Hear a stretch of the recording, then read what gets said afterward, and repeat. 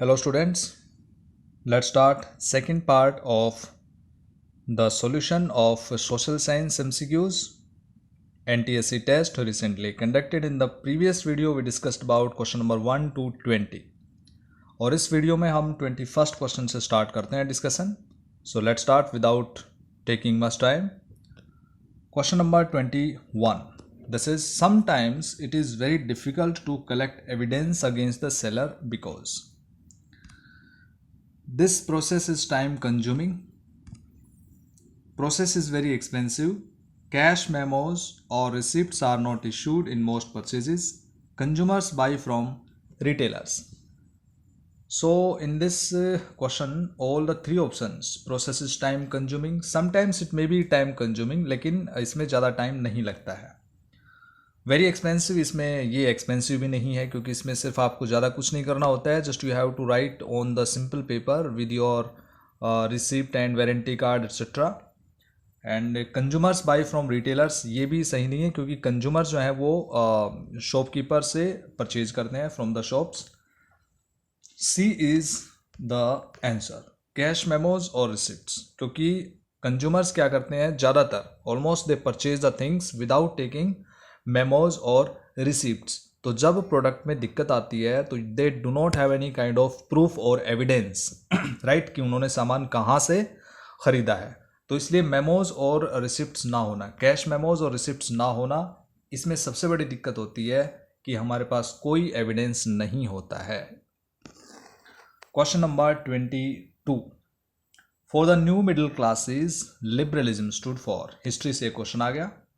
The end of autocracy and clerical privileges, a constitution and representative government through parliament. Freedom for the individual and equality of all before the laws. The freedom of markets and the abolition of state imposed restrictions on the movement of goods and capitals.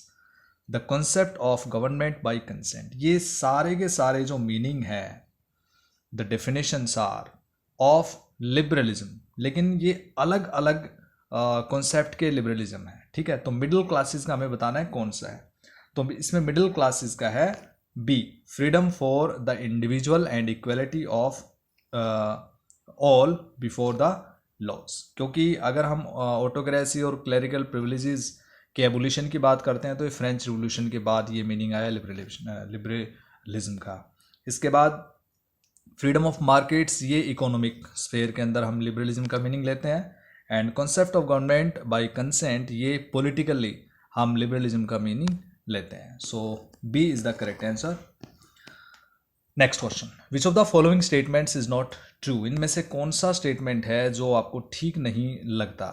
Italy was divided into 7 state before it's unification. ये बिल्कुल सही बात है, आपको याद होगा इसके बारे में. Only Sardinia Piedmont was ruled by Italian rulers, ये भी ठीक बात है. The north was under the pope and southern regions were under the domination of the Bourbon kings of Spain and young Italy was a secret society. ये भी correct है, B भी सही है और ए भी ठीक है. सी गलत है. क्यों गलत है देखिए. The north was under the pope, ये गलत चीज़ बता रहे हैं क्योंकि नॉर्थ जो है वो किसके अंडर में था, ऑस्ट्रिया हैब्सबर्ग. ठीक है, ऑस्ट्रिया हैब्सबर्ग के अंडर में था नॉर्थ रीजन. पोप तो सेंटर में था एंड साउथ में ये ठीक लिखा हुआ है बोर्बोन किंग्स ऑफ स्पेन. तो सी जो है वो इसमें गलत स्टेटमेंट है, तो this is the correct answer, C. Question number 24. Match the following. Hoa Hao movement, revolutionary society, republic, communist party, blind poet. Clear. So इस तरह से यहाँ पे हमारे पास 5 लिस्ट 1 में 5 ऑप्शंस हैं और लिस्ट 2 में भी इनको मैच करना है. Clear. So see here 24, question number 24. होवा हाउ मूवमेंट. अब लिस्ट में देखिए क्या इससे कौन सी चीज़ मिल रही है. होवा हाउ मूवमेंट से related this one, Huynh Phu So, because Hoa Hao movement was started by Huynh Phu So in 1939, आपको याद होगा, in Mekong Delta region. Revolutionary society was established by Phan Boi चाओ. तो ए का आ गया 3 और बी का आ गया 4.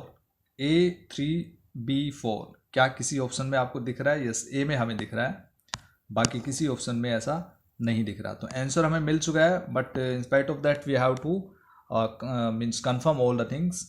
Republic, communist party, blind poet. Republic यहाँ पे आपका आ जाएगा, यहाँ पे आपका रिपब्लिक जो है वो फांचेट्रिन, क्योंकि रिपब्लिक के फेवर में था Phan Chu Trinh. Communist party was established by Ho Chi Minh, so D5। And blind poet, Nguyen Dinh Chieu was the blind poet, so A is the correct answer in this question. Who announced a Wagyu offer of Dominion status for India? Right? Wagyu offer of Dominion status. It means it was not very valuable for Indians. तो इस तरह का dominion status जो है वो announce किया गया था। किसने अनाउंस किया था? इट वॉज अनाउंस्ड इन 1929, और 1929 में इनमें से कौन था वॉइसरॉय? लॉर्ड हार्डिंग बहुत पहले आया था, लॉर्ड रिपन भी पहले आया था, लॉर्ड कर्जन भी काफ़ी पुराना। ए लॉर्ड इरविन, क्योंकि ये 1929 में वॉइसरॉय थे, तो इस तरह से A is the correct answer. Next one, arrange the following incidents in a chronological order. Chronological, सबसे पहले, फिर उसके बाद, like this, these incidents. Dandi march, Lahore session, second round table conference, Gandhi Irwin pact, Poona pact. अभी ये सीक्वेंस में नहीं है। Now these are not in sequence, हमें सीक्वेंस में लगाना है इनको। जो नीचे कोड दे रखे हैं उनमें से एक कोड हमें सेलेक्ट करना है, राइट। लेकिन उसके लिए हमें क्या पता होना चाहिए? इन इंसिडेंट्स के ईयर्स पता होना चाहिए। क्रोनोलॉजिकल जब भी क्वेश्चन में आता है तो आपका सीधा सा मतलब है इंसिडेंट कब हुई थी। दांडी मार्च 1930, लाहौर सेशन 1929, दिसंबर 1929। Second round table conference first 1930 में हुआ, सेकेंड 1931 में हुआ था। गांधी इरविन पैक्ट 1931 में, और पूना पैक्ट 1932 में। अब यहाँ पे दो इंसिडेंट एक ही साल में आ गए, तो ये देखना है कि पहले कौन सा हुआ था। गांधी इरविन पैक्ट पहले हुआ था 5 मार्च, और सेकेंड राउंड टेबल, क्योंकि पहले गांधी और इरविन के बीच में पैक्ट हुआ था, समझौता हुआ। After that Congress postponed the movement and then agreed to take part in the second round table conference, तो बाद में सेकेंड राउंड टेबल कॉन्फ्रेंस हुआ था। So in this way we can easily prepare the chronological order. सबसे पहले इसमें आ गया Lahore session, सबसे पहले क्या आ गया? लाहौर सेशन आ गया। इसके बाद आ गया 1929 के बाद 1930 दांडी मार्च 12 मार्च, ठीक है। तो बी ए यहाँ पे दो में है, ए और डी में, दोनों में है। बी और ए से स्टार्टिंग हो रही है। उसके बाद देखते हैं क्या आ रहा है। उसके बाद आपका आ गया गांधी इरविन पैक्ट, क्योंकि मार्च 1931 में है और सेकेंड राउंड टेबल कॉन्फ्रेंस उसके बाद में हुआ था, ठीक है, नवंबर दिसंबर में। तो इसके बाद में आपका डी आ गया। तो इन दोनों में से डी किस में है? डी ऑप्शन में है। तो ऑप्शन हमें मिल गया है डी। फिर उसके बाद में 1931, फिर उसके बाद Poona pact 1932। So D is the correct answer of this question, BADCE. How many members are there in the IMF? IMF is one of the Bretton Woods institution. It was founded in 1944 in New Hampshire, Washington, Mount Washington Hotel. और अभी इसमें 189 members हैं। D is the correct answer. Who of the following was an early entrepreneur of India? Dwarkanath Tagore, definitely early entrepreneur। Dinshaw Petit ये भी थे। Seth Hukumchand Marwari businessman थे। All of above, so D without any doubt, D is the correct answer. Who said printing is the ultimate gift of God and greatest one?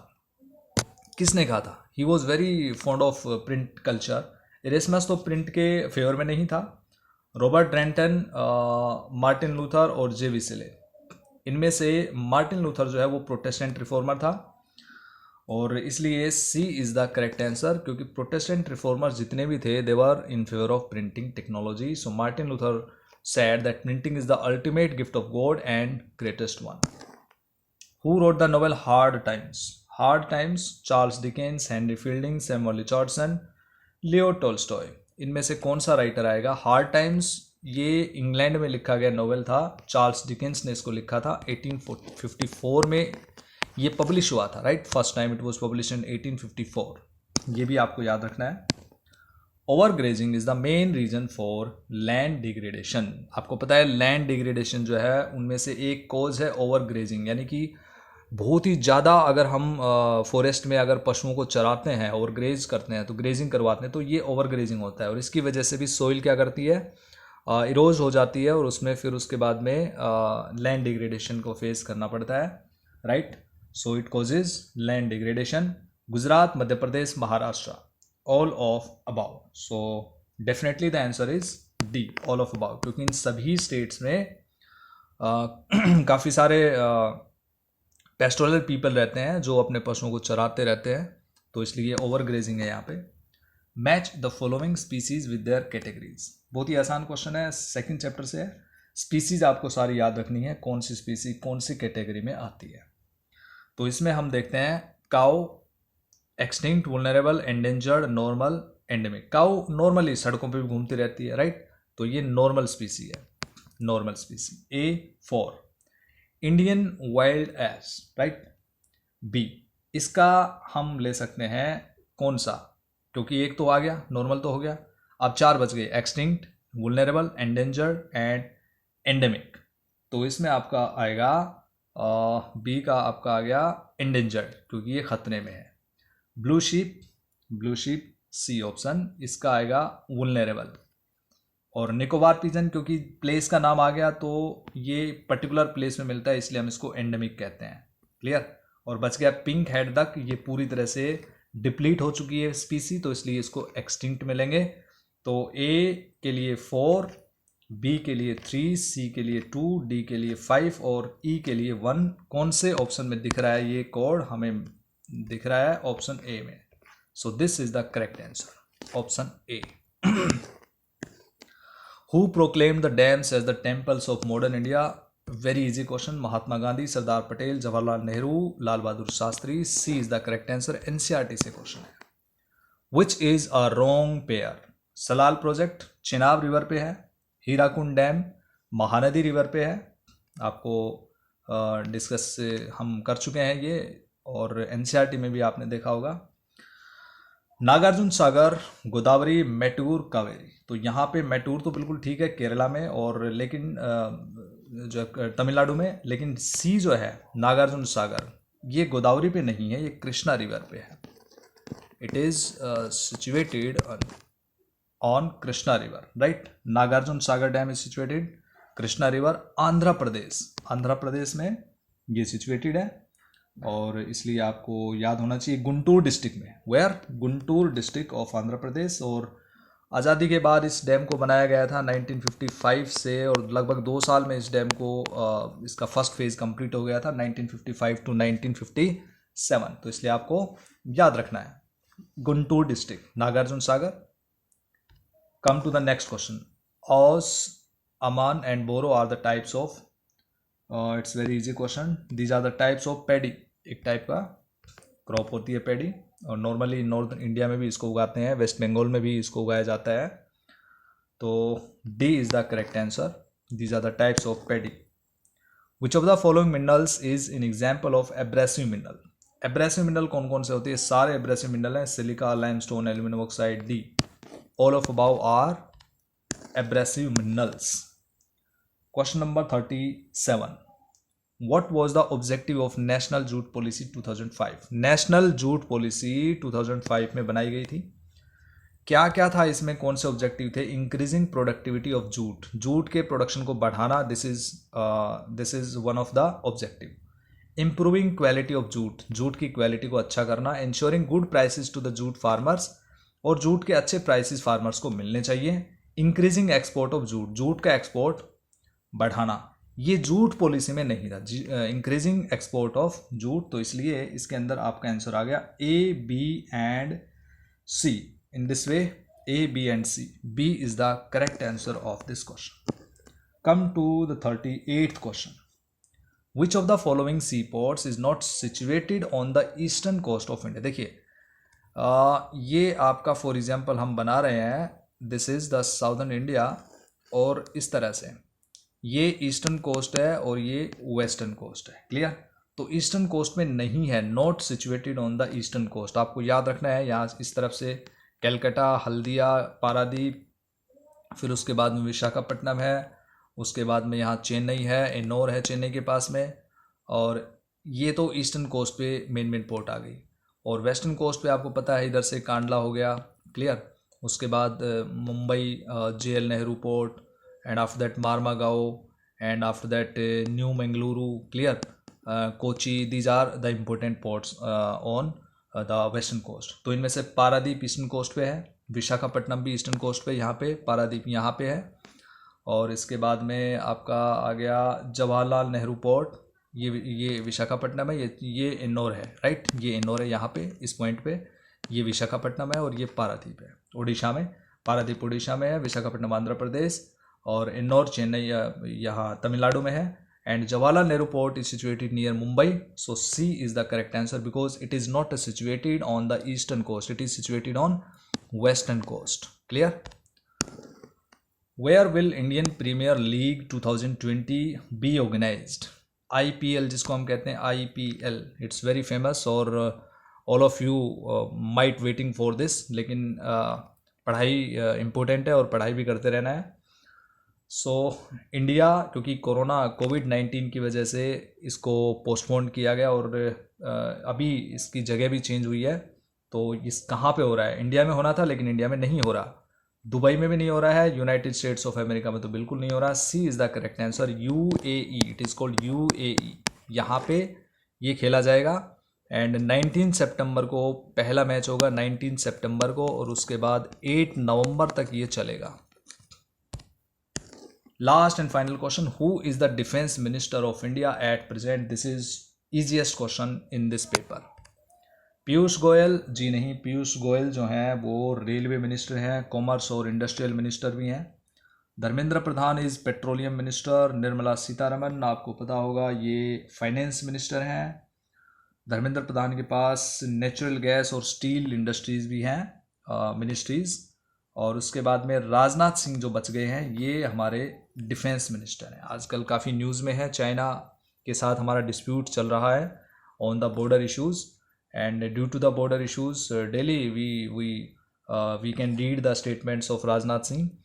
कल उन्होंने जो है parliament में भी बोला, right, in Lok Sabha he gave the speech on this issue। Rajnath Singh, defence minister. D is the correct answer। So dear students, in this way we have completed all the questions we have discussed। उम्मीद है आपको समझ में आए होंगे। इसी तरह से आप रिवाइज करते रहिए, जो दिक्कत है, प्रॉब्लम होती है तो आप मुझसे पूछ सकते हैं। Thank you, have a nice day.